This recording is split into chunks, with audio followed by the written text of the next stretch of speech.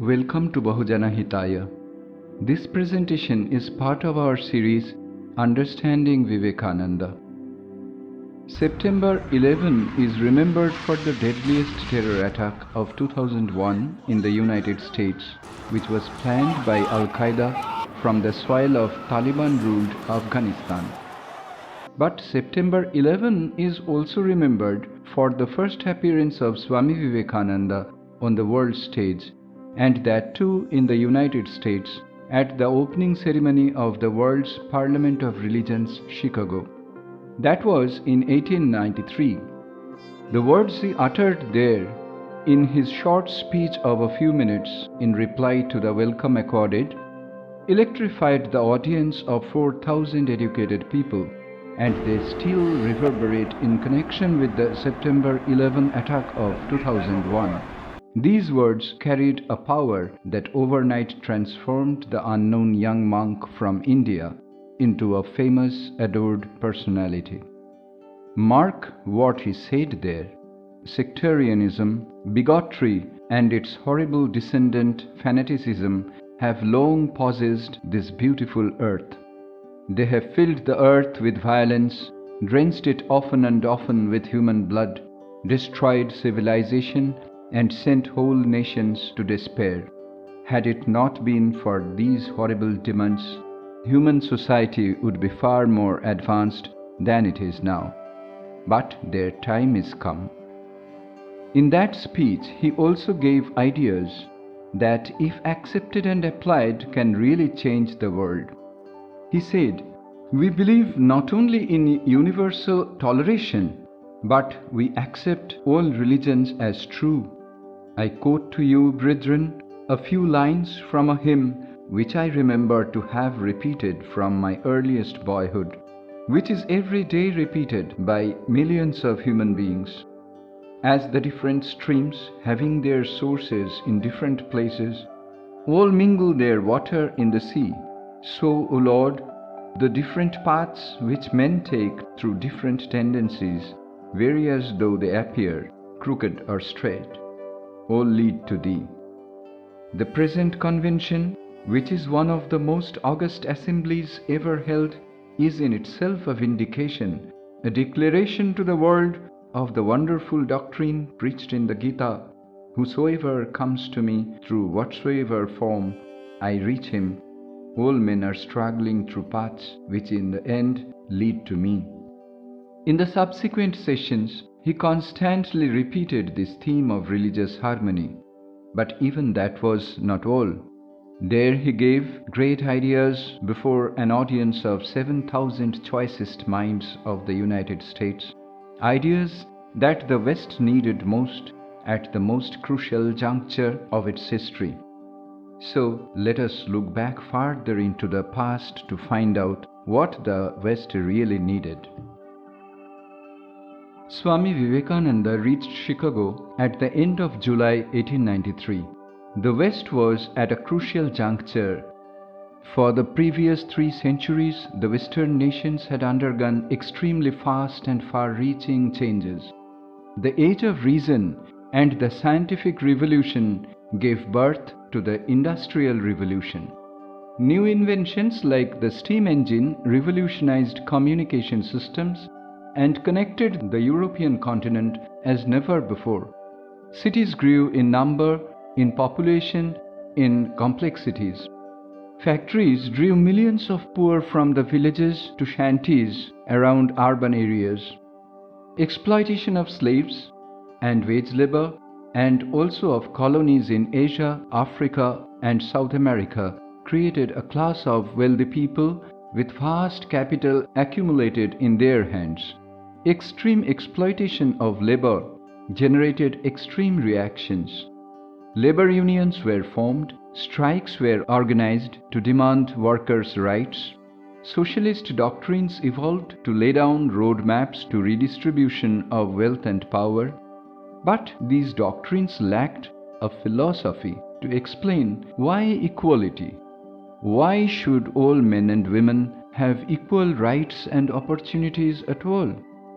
Charles Darwin published his on the origin of species by means of natural selection or the preservation of favored races in the struggle of life in 1859.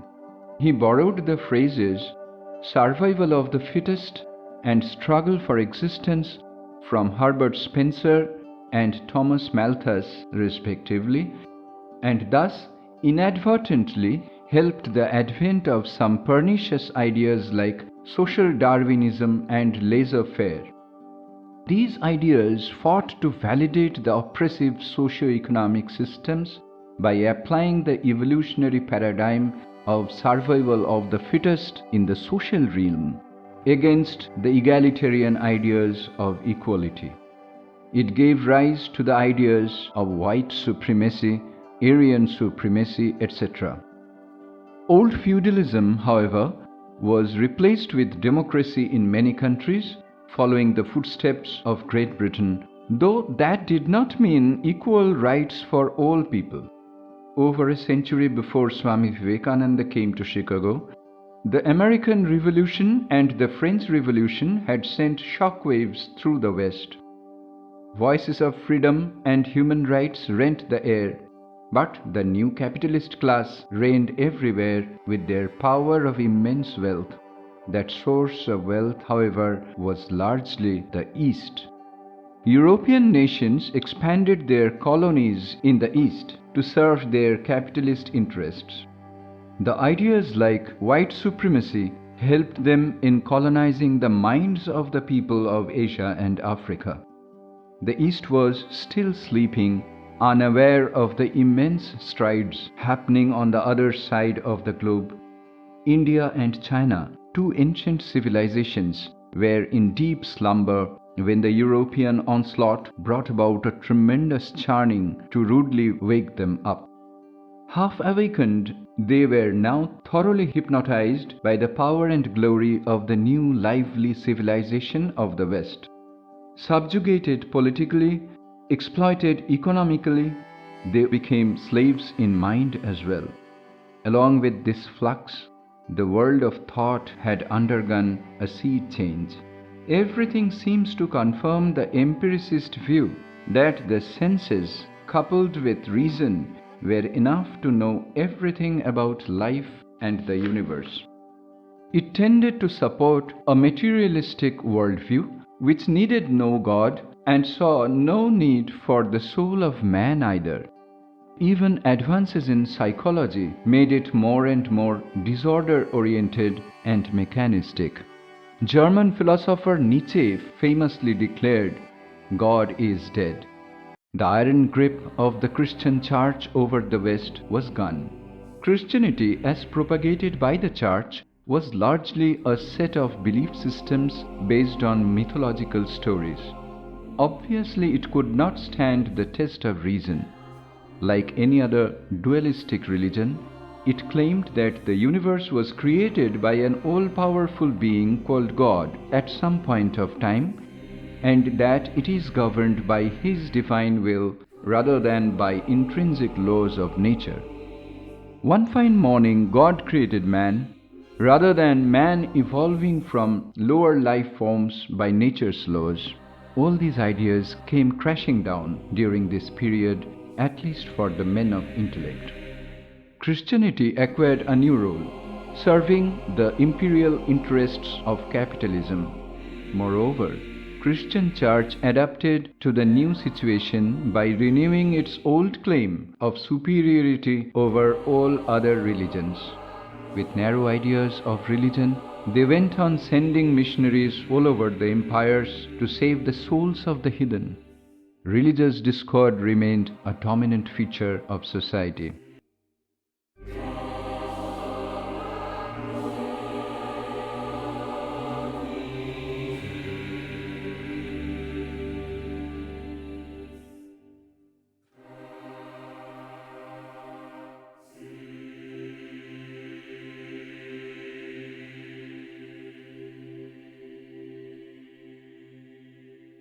The resulting problems may be summarized this way.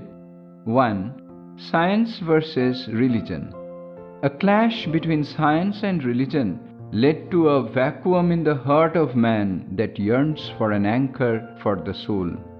2. Materialism and the unanswered question, what is man?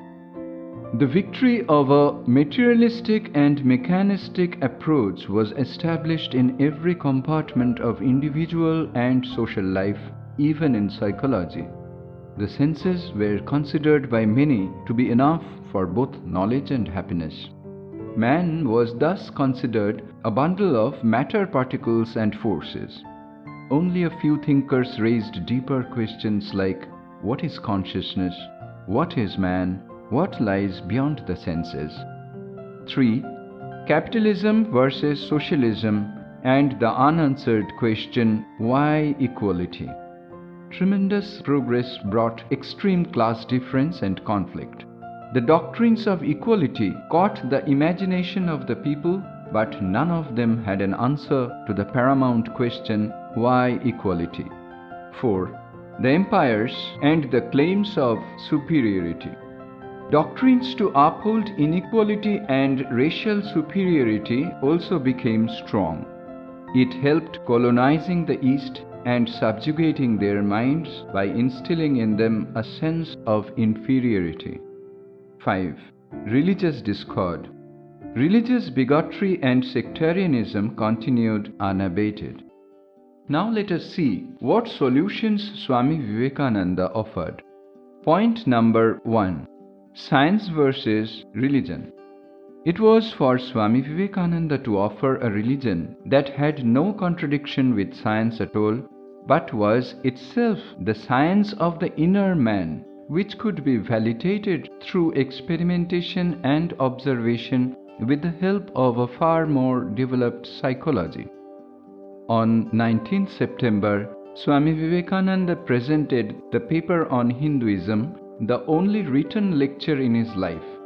There he said, science is nothing but the finding of unity. Thus it is through multiplicity and duality that the ultimate unity is reached. Religion can go no further. This is the goal of all science. All science is bound to come to this conclusion in the long run. The Hinduism he spoke about was not modern Hinduism, but its original source, the spiritual truths discovered in the age of Upanishads, in which there was no sectarian idea, no church, no temple, no essential scripture. He rejected the necessity of the authority of books and persons and presented religion as a matter of realization of direct experience. It is the science behind all the religions which evolved in different times and climes and had different names like Christianity, Hinduism, Islam, Buddhism, etc. He said, the Hindus have received their religion through revelation, the Vedas. But by the Vedas, no books are meant. They mean the accumulated treasury of spiritual laws discovered by different persons in different times. Just as the law of gravitation existed before its discovery and would exist if all humanity forgot it, so is it with the laws that govern the spiritual world. He rejected the idea of creation by an external agency. He explained life and universe with nature's inherent laws of cause and effect. He said, the Vedas teach us that creation is without beginning or end. If I may be allowed to use a simile, creation and creator are two lines without beginning and without end, running parallel to each other. Now point number 2, materialism. Swamiji offered a living religion as against materialism. But his idea of religion does not demand any beliefs, but only realization of divinity. He came to the West as a prophet, and his personality radiated that divinity. To the question, what is man? He had a clear answer. He defined man as the divine being itself, encaged in the body-mind complex, bound by the laws of nature. When he comes to know what he really is, he becomes free. That is the supreme knowledge. That is the supreme happiness. He addressed the audience as children of immortal bliss and said, "Ye divinities on earth, sinners, it is a sin to call a man so. It is a standing libel on human nature. Come up, O lions, and shake off the delusion that you are sheep." His teachings thus went against the doctrine of original sin preached by the Church. Point number 3. Capitalism versus socialism, and why equality. Swami Vivekananda offered a rational answer to the paramount question, why equality, as his philosophy upholds the essential unity of all that exists. We are not separate beings at all, says the Vedanta which he taught. The differences are on the outer layers. Unity in variety is the plan of nature, he said. Thus, unity did not mean uniformity imposed by the strong to wipe out all diversities in society. It meant harmony and love, equal rights and opportunities, and a struggle to break down privileges claimed by the strong. Therefore, while speaking on 26th September, he also rejected the Hindu tradition of caste as not a part of religion and identified the divorce of the Buddha's heart from the Brahmanical religion of India in later periods of history as a main cause of India's downfall. Point number 4. The empires and the claims of superiority. Swamiji not only repudiated the idea of inequality through the Vedanta, but also proved to the West through his teachings that the East, India in particular, was not populated by inferior people. Moreover, Swamiji criticized the missionary work in India, which did not care to feed the famine-stricken millions of India. He said on 20th September, "Christian brethren of America, you are so fond of sending out missionaries to save the souls of heathens. I ask you, what have you done and are you doing to save their bodies from starvation? In India, there are 300 million men and women living on an average of a little more than 50 cents a month. I have seen them living for years upon wildflowers. Whenever there was a little famine, hundreds of thousands died of starvation. Christian missionaries come and offer life, but only on condition that the Hindus become Christians, abandoning the faith of their fathers and forefathers. Is it right? There are hundreds of asylums, but if the Mohammedans or the Hindus go there, they would be kicked out." More importantly, his success in the West and the adoration that the Indian ideas received in the West had a powerful effect back home in India, and helped India shrug off their sense of inferiority and regain a sense of national honor and dignity. What he could not accomplish while in India, he did from a far-off land. He roused Indian national consciousness. Point number 5. Religious discord. Swami Vivekananda declared that religions are but the varied paths to the same goal and are so varied as to accommodate individual differences between man and man.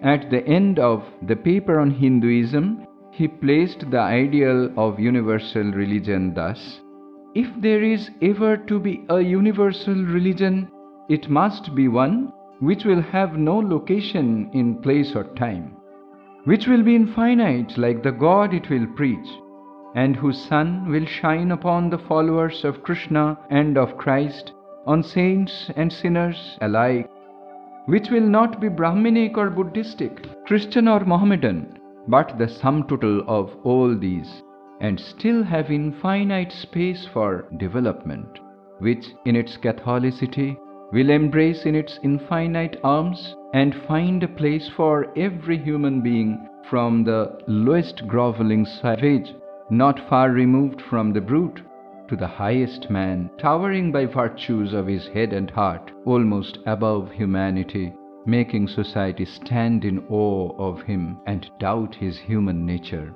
It will be a religion which will have no place for persecution or intolerance in its polity, which will recognize divinity in every man and woman, and whose whole scope, whose whole force will be created in aiding humanity to realize its own true divine nature.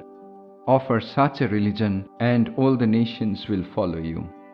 Such an idea of universal religion is not to merge all religions into one, but allows each to follow its own natural way. He explained this in his address at the final session on 27th September. The seed is put in the ground, and earth and air and water are placed around it. Does the seed become the earth or the air or the water? No. It becomes a plant. It develops after the law of its own growth, assimilates the air, the earth, and the water, converts them into plant substance, and grows into a plant. Similar is the case with religion.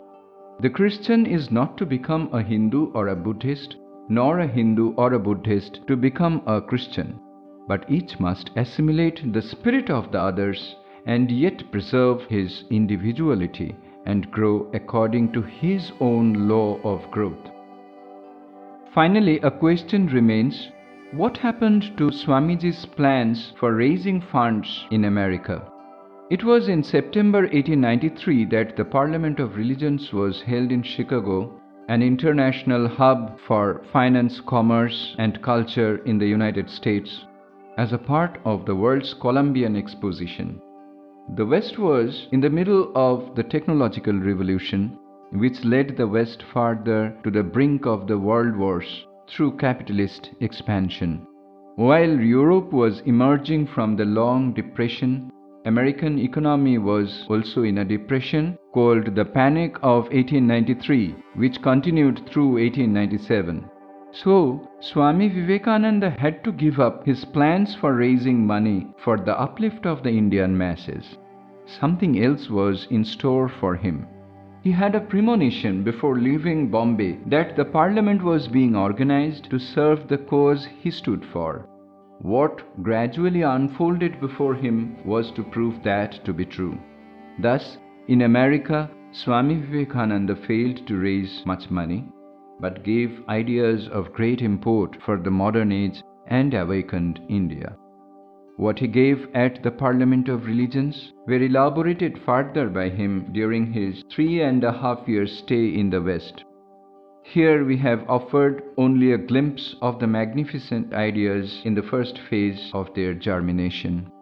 Thank you.